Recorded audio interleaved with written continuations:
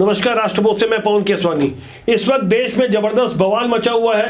Social media में तो बहुत पहले से ही यूजीसी के नियमों में जो बदलाव हुआ है उसे लेकर काफी तीखी बात छिड़ी हुई थी, लेकिन उत्तर प्रदेश के सिटी मजिस्ट्रेट अलंकार अग्नोत्री ने जिस तरह से गणतंत्र दिवस के दौरान अपना इस्तीफा दिया है और जिन 5 बिंदुओं के साथ अपने इस्तीफे की वजह बताई है, उसके बाद अब ऐसे लग रहा है मोदी और उत्तर प्रदेश की योगी सरकार जिन सामान्य वर्ग के लोगों को अपना फिक्स वोट बैंक मानती थी, उस वोट बैंक पर सीधे तौर पर प्रहार होता नजर आ रहा है। गहराई से समझने वाली बात यह है कि यूजीसी के नए नियम सामान्य वर्ग के बच्चों को कॉलेजों, यूनिवर्सिटी और उच्च शिक्षा संस्थानों में गलत तरीके से निशाना बनाने के लिए रास्ता खोल सकते हैं। यूजीसी यानी यूनिवर्सिटी ग्रांट कमीशन के नियमों में जो बदलाव हुआ है, उसके अनुसार इस बदलाव से जनरल कैटेगरी के स्टूडेंट को पहले ही अपराधी मान लिया जाएगा।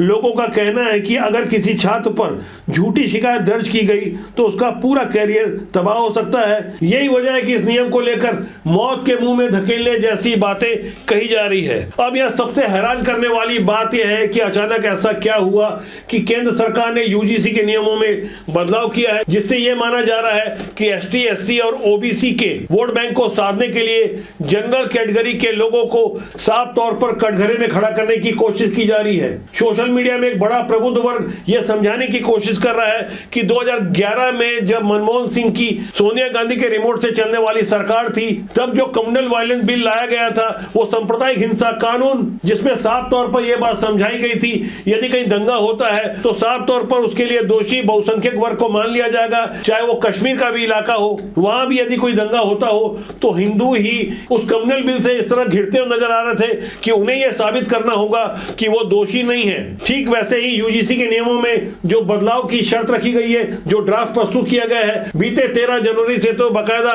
गजट नोटिफिकेशन भी जारी हो गया है, जिसमें साफ तौर पर समझाया गया है कि यूनिवर्सिटी ग्रांट कमीशन यानी यूजीसी के promotion of equity in higher education institutions regulation 2026 के उद्देश्यों में साफ तौर पर बताया गया है कि सभी कॉलेजों और यूनिवर्सिटी में समानता और सम्मान सुनिश्चित किया जाए और जाति, लिंग या वर्ग के आधार पर किसी तरह का भेदभाव रोका जाए। इसके तहत हर तरह के उच्च शिक्षा संस्थानों में equity committee, equal opportunity centre और 24 घंटे की हेल्पलाइन बनाने का प्रावधान किया गया है। यहाँ सबसे बड़ी समस्या यह है कि जिस तरह से एसटी, एससी और ओबीसी के सुरक्षा का खास तौर पर ख्याल रखा गया है, लेकिन सामान्य वर्ग के लिए इसमें कोई प्रावधान नहीं है।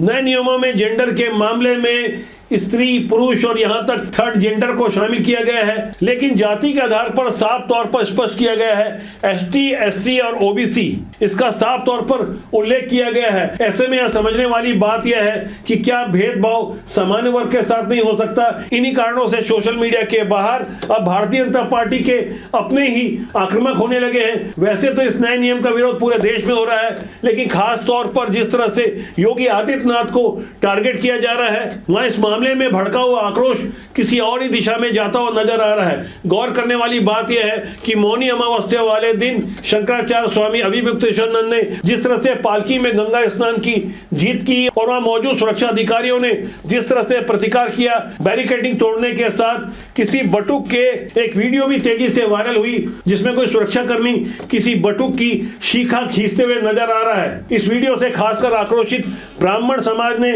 साफ तौर पर यूजीसी के नए नियमों में जो बदलाव हो रहा है, उन बदले हुए नियमों को योगी आदित्यनाथ के बदले हुए व्यवहार से जोड़कर प्रस्तुत करना शुरू कर दिया। यह समझाने की कोशिश की गई कि योगी आदित्यनाथ की सरकार ब्राह्मण विरोधी है। इतना ही नहीं, शंकराचार्य स्वामी अभिमुक्तेश्वरानंद भी साफ तौर पर जिस तरह से राजनीतिक बयानबाजी कर रहे हैं और योगी आदित्यनाथ की तुलना औरंगजेब से कर रहे हैं, यहां से मंशा और ज्यादा स्पष्ट हो जाती है। मामला सिर्फ यूजीसी के विरोध तक नहीं था। मौनी अमावस्या वाले दिन से जो विवाद खड़ा हुआ और उसके बाद यूजीसी के नियमों में बदलाव हुआ, उन दोनों ही घटना को सोशल मीडिया में लगातार मिलाकर प्रस्तुत किया जा रहा है, जिसके बाद धीरे धीरे सामान्य वर्ग का आक्रोश और ज्यादा व्यापक होता नजर आ रहा है। यूजीसी के नियमों में जो बदलाव हुआ है उसमें सबसे गंभीर सवाल यह है, यदि सामान्य वर्ग के किसी स्टूडेंट के विरुद्ध कोई शिकायत होती है तो उसमें सबूत को लेकर कोई स्पष्ट मानक तय नहीं किया गया है, यानी जिसके विरुद्ध आरोप लगा है तो आरोप लगाने वालों को कुछ साबित नहीं करना होगा, बल्कि जिसके विरुद्ध आरोप लगेगा उसे ही खुद को निर्दोष साबित करना होगा। इतना ही नहीं, यदि यह साबित हो जाए कि कोई झूठी शिकायत कर रहा है तो उसे क्या दंड मिलेगा, इसका भी स्पष्ट उल्लेख नहीं है। यानी बचाव के लिए भी कोई सुरक्षा कवच नहीं है। ऐसे विषम हालातों में राजनीति के पंडित भी हैरान हैं कि केंद्र की मोदी सरकार को अचानक ऐसा क्या हो गया जो सामान्य वर्ग उन्हें भर भर कर वोट दिया करता था, चाहे वो 2014 का चुनाव हो, 2019 का चुनाव हो या 2024 का आम चुनाव हो। यदि वोटों के लिहाज से देखा जाए तो देश भर का सामान्य वर्ग का झुकाव साफ तौर पर भारतीय जनता पार्टी की तरफ रहा है, साफ तौर पर नरेंद्र मोदी की तरफ रहा है। इस पर भी लोग हैरान हैं कि अचानक सामान्य वर्ग को नाराज करने की क्या सूझी। लोक नीति और CRDS ने जो आंकड़े प्रस्तुत किए हैं कि सामान्य वर्ग के लोगों ने 2019 में मोदी सरकार को कितना वोट दिया, तो आंकड़े बताते हैं कि 2019 और 2024 में भी 53% वोट जनरल कास्ट के लोगों ने भाजपा को वोट दिया। ऐसे गुस्से के माहौल में केंद्रीय मंत्री नित्यानंद राय से जब ये पूछा गया कि मोदी सरकार ने आखिर UGC के नियमों में ऐसा बदलाव क्यों किया, तो आपको जानकर हैरानी होगी, केंद्रीय मंत्री बजाय जवाब देने के मुस्कुराकर हर हर महादेव कहते नजर आए। UGC को लेकर स्वर्ण समाज काफी आक्रोश में है, इसको क्या कहेंगे? भगवान विष्णु माता लक्ष्मी की जय। एसपी यादव की विजय सन हर नाथ की जय। पाटलेश्वर नाथ की। UGC के नए रेगुलेशन को लेकर देश भर में मचे बवाल के बाद केंद्रीय शिक्षा मंत्री धर्मेंद्र प्रधान का भी एक बयान सामने आया है। तरीके से लोग समझ नहीं रहे या फिर विवाद बनाया जा रहा है। देखिए, इसमें मैं एक बात बहुत विनम्रता से आश्वस्त करना चाहता हूं, किसी को उत्पीड़न होने नहीं दिया जाए, कोई भेदभाव नहीं होगा। मैं आश्वस्त करता हूं, उसको जो व्यवस्था हुई है, भारत की कुछ भी व्यवस्था हो संविधान की परिधि के अंदर होगा। और ये जो विषय आई है ये तो सुप्रीम कोर्ट की निगरानी में व्यवस्था है, इसमें आश्वस्त मैं फील करना चाहता हूँ, कोई भी किसी के ऊपर भी अत्याचार या किसी को भी भेदभाव नहीं किया जाएगा। ऐसे तनावपूर्ण हालात में 2019 बैच के उत्तर प्रदेश के राज्य प्रशासनिक सेवक अधिकारी अलंकार अग्नोत्री ने सिटी मजिस्ट्रेट रहते हुए जब DM को अपना इस्तीफा दिया और इस्तीफे के साथ जो 5 बिंदु गिनाए हैं, उन 5 बिंदुओं को पढ़ने के बाद आपको यकीन हो जाएगा कि ये कोई सामान्य 5 बिंदु नहीं थे। उन 5 बिंदुओं को समझने से पहले ये भी समझना होगा कि आखिर इस्तीफे से पहले, यानी जब अलंकार अग्नोत्री ने इस्तीफा नहीं दिया था, वो पोस्टर लेकर कुछ जाहिर कर रहे थे, सोशल मीडिया में पोस्ट कर रहे थे, और इस्तीफे के बाद भी जिस तरह की उन्होंने बयानबाजी की, साफ तौर पर यहाँ उनकी मंशा स्पष्ट हो जाती है कि वो इस्तीफे देने के लिए एकदम अडिग थे, पहले से मन बना चुके थे, और जिस तरह की बयानबाजी कर रहे हैं, उन बयानबाजी से कोई हो ना हो, अखिलेश यादव और उन्हीं की तरह की वोट बैंक की पॉलिटिक्स करने वाली कांग्रेस बहुत खुश है। UGC का जो रेगुलेशन अभी आया है, जो 13 जनवरी का जो बजट है भारत सरकार का, उसमें सामान्य वर्ग के जो विद्यार्थी हैं, जो यूनिवर्सिटी में, उनको स्वघोषित अपराधी मान लिया गया है। उनके विरुद्ध समता समिति के माध्यम से शिकायत दर्ज कराई जाएगी। और आपके जो बेटे बेटियां हैं, यदि बेटी है तो उसका शारीरिक शोषण समता समिति के माध्यम से फर्जी शिकायतों का निस्तारण करने के दौरान किया जा सकता है। अगर आपका बेटा प्रतिभावान है तो कोई भी आप पे एक फर्जी शिकायत डाल सकता है और आपके पूरे बेटे का भविष्य बर्बाद कर सकता है। समता समिति के सदस्य जो उनका शोषण कर सकते हैं। अपने इस्तीफे में अलंकार अग्नोत्री ने लिखा था, प्रयागराज माघ मेले के दौरान शंकराचार्य के शिष्यों की चोटी पकड़ी गई। ऐसी घटना किसी भी साधारण ब्राह्मण को अंदर से हिला देती है। ऐसा लगता है कि प्रशासन और मौजूदा सरकार ब्राह्मणों और साधु संतों के खिलाफ काम कर रही है, उनकी इज्जत के साथ खिलवाड़ हो रहा है, ब्राह्मणों की बात करने वाला कोई नहीं है। इतना ही नहीं, आगे अलंकार अग्नोत्री ने सवाल पूछा कि क्या ब्राह्मणों के नरसंहार की तैयारी चल रही है। इसके बाद अखिलेश यादव भी एक्टिव मोड में आ गए, ब्राह्मण नेताओं के साथ अलंकार अग्नोत्री से मिलने पहुंच गए और उनकी बात सीधे शंकराचार्य स्वामी अभिमुक्तेश्वरानंद से ठीक वैसे ही करवाई गई जैसे कि स्पीकर ऑन करके अखिलेश यादव ने की थी। दरअसल उत्तर प्रदेश में कोशिश की जा रही है कि किसी तरह से योगी आदित्यनाथ को ब्राह्मण विरोधी चेहरे के रूप में प्रस्तुत किया जाए। आपको याद होगा कि बीते 24-25 दिसंबर को लखनऊ में भाजपा विधायक PN पाठक के आवास में करीब 50 से ज्यादा ब्राह्मण विधायकों की एक मीटिंग हुई थी। वो मीटिंग पूरी तरह अनौपचारिक थी, कोई आधिकारिक मीटिंग नहीं थी, लेकिन उस मीटिंग के बाद जिस तरह से बताया गया कि खासकर भाजपा विधायकों की संगठन से अलग जाकर इस तरह से बैठक लेना उचित नहीं है। तब से लेकर और ज्यादा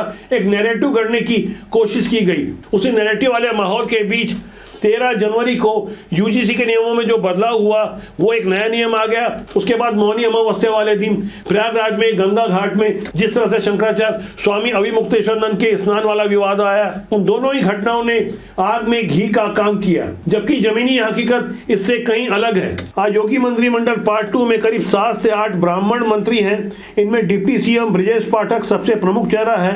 अन्य प्रमुख नाम जतिन प्रसाद, योगेंद्र उपाध्याय के अलावा आशीष पटेल, सुरेश खन्ना और जेपीएस राठौड़ जैसे कई सामान्य वर्ग के कद्दावर मंत्री प्रमुख स्तंभ हैं। गोरखनाथ पीठ के बारे में भी हवा उड़ाई गई कि ये पीठ ब्राह्मण विरोधी है, जबकि जमीनी हकीकत ये बताती है कि जिसके ऐतिहासिक तथ्य भी है कि गोरखनाथ पीठ कभी भी जातिगत आधार पर नहीं चली। पीठ के संचालन से लेकर अनुष्ठान तक में ब्राह्मण विद्वानों की भूमिका सर्वोपरि रही है। यहाँ के महंत योगी आदित्यनाथ ने मुख्यमंत्री के रूप में संस्कृत विद्यालयों के लिए एक अलग से बजट और शिक्षकों की भर्ती भी सुनिश्चित की, जिसका सीधा लाभ ब्राह्मण समाज के विद्वानों और छात्रों को मिल रहा है। इतना ही नहीं, ब्रिज तीर्थ विकास परिषद के माध्यम से मथुरा, वृंदावन और काशी के कायाकल्प के लिए योगी सरकार ने सनातन संस्कृति के उन केंद्रों को पुनर्जीवित किया जो ब्राह्मण समाज की आस्था और जीविका का मुख्य केंद्र है। समय के साथ योगी बाबा का जिस तरह से कद और प्रभाव बढ़ता जा रहा है, वह अलग अलग कहानी गढ़ने का भी सिलसिला शुरू हो गया है। जिस तेज तर्रार छवि से बुलडोजर एक्शन चलाया गया, जिस तरह से ऑपरेशन लंगड़ा चलाया गया, कई बार तो ऐसे लगा कि सुप्रीम कोर्ट के आदेशों को किनारे रखते हुए योगी आदित्यनाथ वही कर रहे हैं जो उन्हें करना चाहिए। हालात इतने बदल गए कि वोट बैंक का प्रमुख चेहरा बने हुए आजम खान तक को अपनी जान का खतरा महसूस होने लगा। इस वक्त तो जेल में है, लेकिन जब कुछ समय के लिए जेल में बाहर आए थे तो कैसे मिमियाते हुए नजर आ रहे थे, इन्हें भी आपको सुनना चाहिए। लेकिन उससे पहले योगी आदित्यनाथ के इस भाव और इस अंदाज पर आप गौर करें। आदत तो आप लोगों ने खराब की थी, लेकिन उनकी आदत को सुधारने का काम, क्योंकि जब भी कोई हैंकड़ी दिखाता है तो उसकी हैंकड़ी को ठीक करने का काम भी सरकार का होना चाहिए। और यही हमारी पद की शपथ भी है। एक सज्जन को सुरक्षा, लेकिन दुर्जन को ठिकाना लगाने का काम। परित्राणाय साधूनाम विनाशाय च दुष्कृताम, यही तो है। और इसी के लिए बैठे हैं, भजन करने के लिए थोड़ा बैठे हैं। भजन करना तो हमारे पास मठ पर्याप्त है, उसी में कर लेते हैं। देश के 3 बड़े भूमाफिया, पहला भूमाफिया आजम खान, दूसरा मुख्तार अंसारी और तीसरा अतीक अहमद। उनमें मैं जिंदा बच गया हूं। कब तक जिंदा हूं ये मैं भी नहीं जानता।